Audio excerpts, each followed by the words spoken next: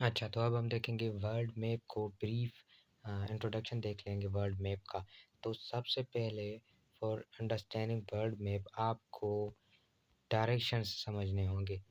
Like north always comes here and north south here, east from this side and west from this side।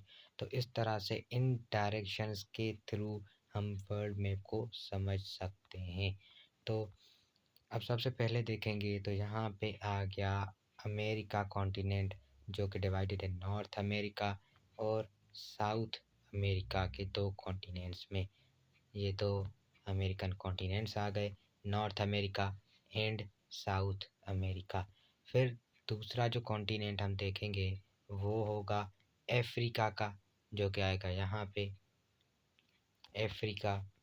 And फिर उसके बाद जो आता है वो है यूरोप। ठीक।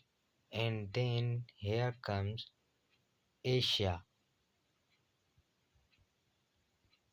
नाउ अब यहाँ पे एक चीज़ ऑब्जर्व करनी होगी कि अर्थ का स्ट्रक्चर गोल होता है, राउंड।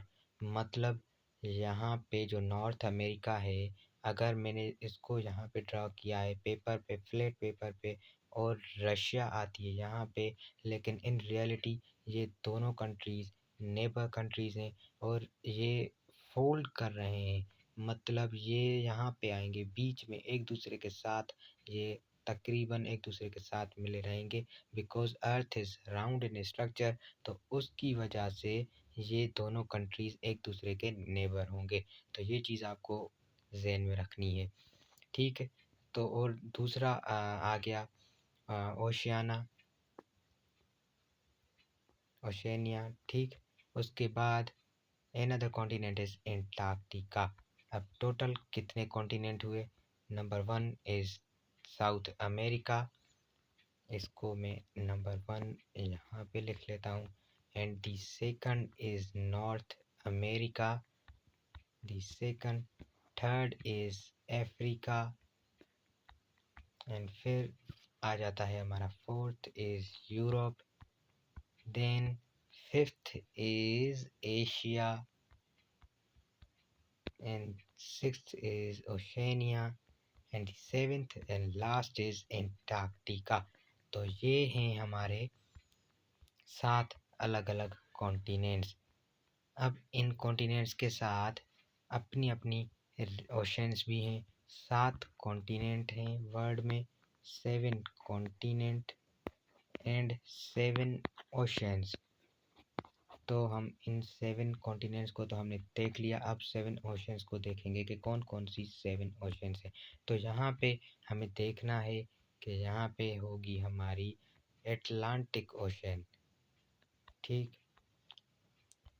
अब इस तरीके से हम देख लेंगे यहाँ पे एटलांटिक। तो ओशियंस को समझने के लिए हमने जिस तरह से मैंने बताया कि अर्थ का स्ट्रक्चर राउंड है, और इसी राउंडनेस की वजह से जो एशियन कंट्रीज़ हैं और जो यूएसए है वो तकरीबन एक दूसरे के साथ मिल जाएंगे जब हम वर्ल्ड मैप को देखेंगे। तो उसकी वजह से मैंने इसको अलग से यहाँ पे ड्रॉ किया है, ताकि एशिया के जो कंट्रीज़ है वो यहाँ पे आ जाएंगे और यूएसए और अमेरिका के कंट्रीज़ आ जाएंगे यहाँ पे। तो इन दिस वे ये दोनों कॉन्टिनेंट्स एक दूसरे के नेबर्स हो जाएंगे। अब ओशंस को देखने के लिए सबसे पहले हमने देखा था नॉर्थ अमेरिका के नज़दीक यहाँ पे आ जाएगी नॉर्थ पैसिफिक, और साउथ अमेरिका के नज़दीक आ जाएगी साउथ पैसिफिक। और यहाँ एशिया में इंडिया नज़दीक है तो इंडियन ओशन आ गई यहाँ पे। और यहाँ पे हमने देखा था अफ्रीका में नॉर्थ की साइड नॉर्थ एटलांटिक और साउथ की साइड साउथ एटलांटिक आ गई।